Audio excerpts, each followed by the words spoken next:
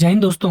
देखिए, जब तक आप ये समझ नहीं पाएंगे कि जो सेंट्रल बैंक है वो गोल्ड को क्यों रिजर्व रख रहे हैं अपने पास, तब तक आप ये समझ नहीं पाएंगे कि आपको अपने पोर्टफोलियो में गोल्ड रखना चाहिए, आपको गोल्ड में निवेश करना चाहिए या नहीं करना चाहिए।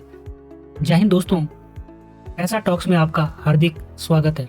आज की वीडियो में हम बात करेंगे सेंट्रल बैंक्स गोल्ड की तरफ क्यों जा रहे हैं और अपने रिजर्व को क्यों बढ़ा रहे हैं गोल्ड का, इसका क्या रीजन है और उसका हमारे ऊपर जो सिटीजन है उनके ऊपर क्या इम्पैक्ट पड़ेगा, वो इस वीडियो में हम जानेंगे। तो चलिए वीडियो यहाँ पे शुरू करते हैं।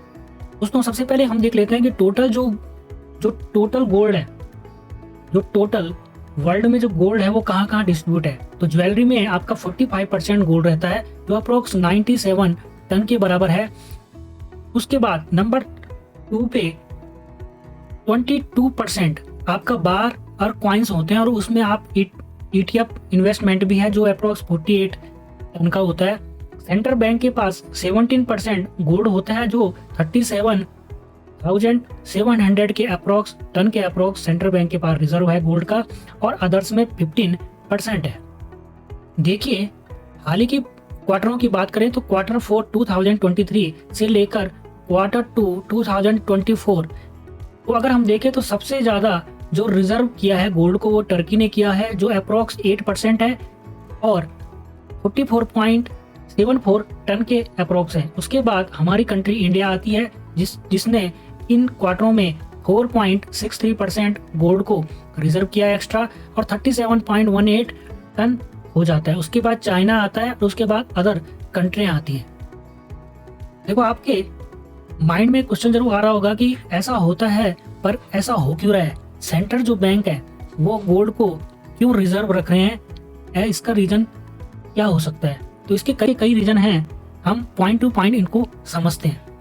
पहला पॉइंट है इसका डाइवर्सिफिकेशन में होता है जो हमारा रिस्क होता है उसको डाइवर्सिफाई करना है, अलग अलग जगह उसको कर देना है। जैसे कई बार बोला जाता है कि इन्वेस्टमेंट जब आप करते हैं तो इन्वेस्टमेंट करने के लिए कहा जाता है, वॉरेन बफेट ने भी कहा हुआ है कि don't put all eggs in single basket. मतलब आपको एक ही म्यूचुअल फंड हो या कोई स्टॉक हो,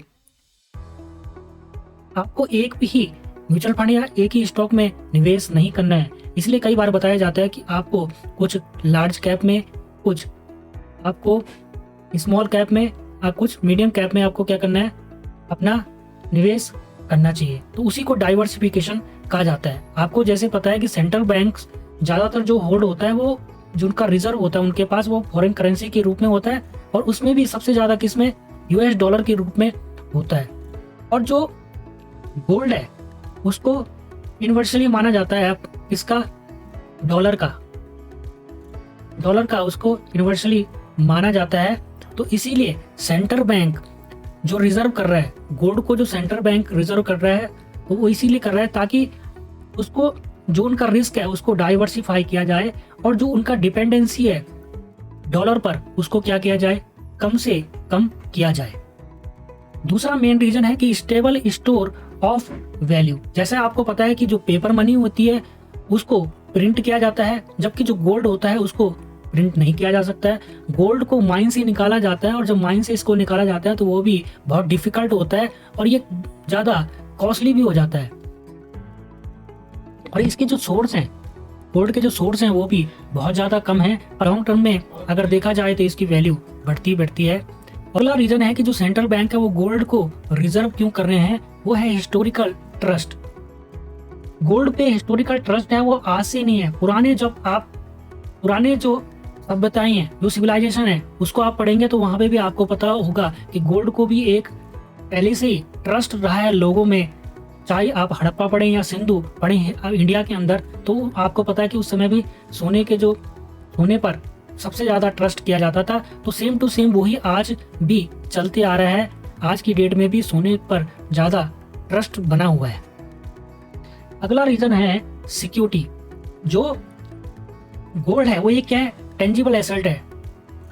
टेंजिबल एसेट मीन्स होता है, टेंजिबल मीन्स जिसको आप छू सकते हैं, गोल्ड को आप छू सकते हैं, वो टेंजिबल एसेट है। जो नोट होते हैं वो भी टेंजिबल एसेट है, पर जो गोल्ड है वो आपके करेंसी और बॉन्ड के अगेंस्ट में सबसे ज़्यादा सिक्योरिटी देते हैं हमें, क्योंकि जब काउंटर पार्टीज डिफॉल्टिंग होती है, जब एक दूसरे कंट्रियों के आपस में जब संबंध ठीक नहीं होते हैं तो वो उसकी डिपेंडेंसी कम करना चाहते हैं, किसके ऊपर?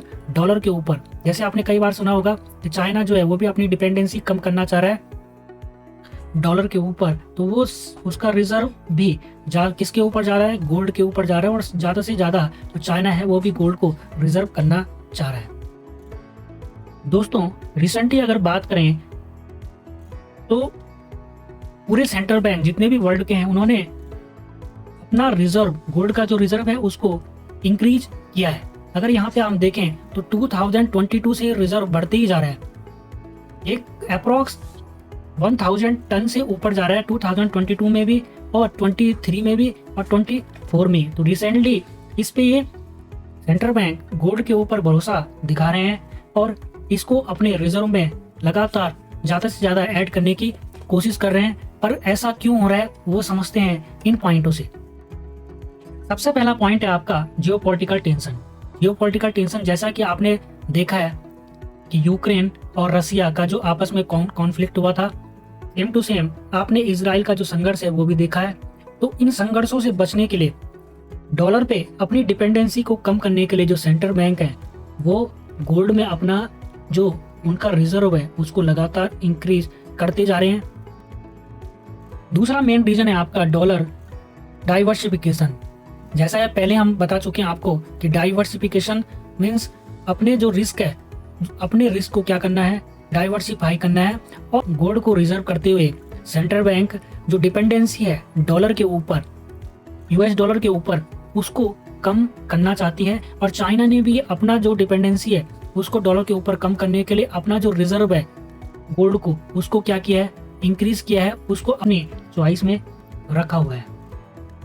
तो दोस्तों, इस वीडियो में हमने जाना कि जो सेंट्रल बैंक है वो गोल्ड का रिजर्व अपना इंक्रीज क्यों कर रहे हैं। इससे आपको पता चल पाया होगा कि गोल्ड की जो वैल्यू है वो जितने भी कंट्री हैं वो डॉलर के ऊपर अपनी डिपेंडेंसी को कम करने के लिए, और जो जियोपॉलिटिकल जो प्रेशर होते हैं, जो जियोपॉलिटिकल जो टेंशन होते हैं, आपस में देशों के बीच जो फाइट होती है उसमें जो करेंसी होती है उसका रिस्क बढ़ जाता है। इसलिए सभी जो सेंट्रल बैंक है वो गोल्ड पे अपना रिजर्व बढ़ा रहे हैं। तो क्या आपके पोर्टफोलियो में भी गोल्ड है? क्या आपने गोल्ड में भी निवेश किया है, इन्वेस्ट किया है? देखिए, कोई भी इन्वेस्ट करने से पहले अपने जो फाइनेंशियली आपके एडवाइजर हैं उससे राय आपको जरूर लेनी चाहिए, तभी आप किसी भी चीज में इन्वेस्ट करें, चाहे वो आपका म्यूचुअल फंड की बात करें या कोई भी स्टॉक की बात करें या ETF गोल्ड हो, उसमें किसी में भी निवेश करना है तो सबसे पहले अपने फाइनेंशियल एडवाइजर से आप कंसर्न कर सकते हैं। और हमारे चैनल पे कोई भी बाय और सेल की रिकमेंडेशन नहीं होती है। हमारा जो चैनल है वो प्योरली एजुकेशनल बेस के ऊपर है। तो आई होप आपको ये वीडियो पसंद आई होगी। वीडियो पसंद आए तो हमारे चैनल को सब्सक्राइब जरूर करें। कमेंट सेक्शन में जरूर बताएं कि वीडियो आपको कैसी लगी। Thank you. जय हिंद।